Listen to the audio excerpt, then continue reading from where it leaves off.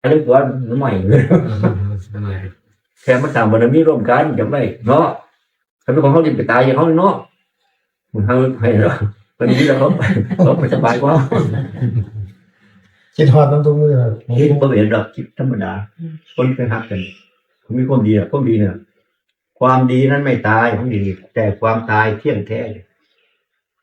ครับ บ่ตายความดีคิดฮอดกันอยู่แต่ปูนี้บ่คิดฮอดไปแล้วพอแล้ว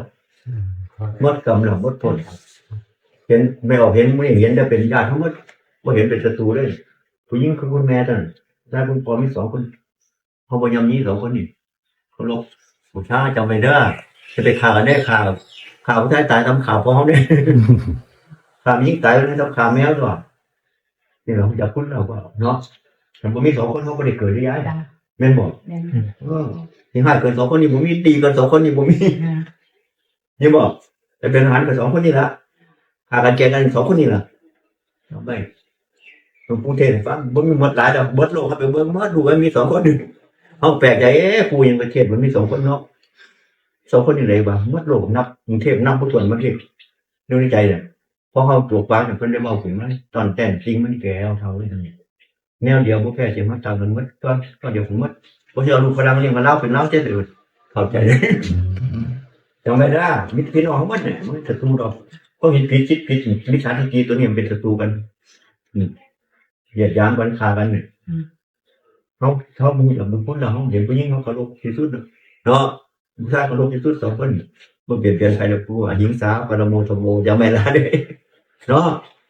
ว่าไม่เบียดเบียนเป็นสุขที่สุดในโลกนี่ล่ะระวังดีๆบางคนลืมตัวดอกผู้องค์แสดงไว้มีลาภเติมลาภ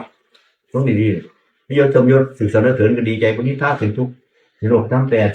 8พอลดพอน้อมถ่อมตนมันก็เป็นตรงนี้นี่บอกพอน้อมถ่อมตนลงรู้จักเป็นดินห้องนี่บอกดูอย่างตายแล้วสบายอย่างง่ายคนตายสบายเจ็ดไปเป็นบุเป็นบ่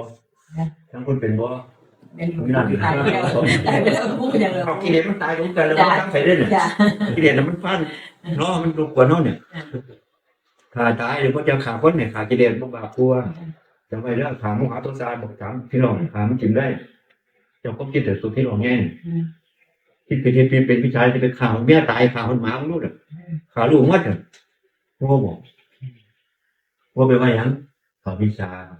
ลูกพระเจ้าท่านเลยคือเจ้าของเราเจ้าของยังไงวังหัวตุ่นโจ๊กเท่าไหร่ไม่ได้คนอีกตั้ง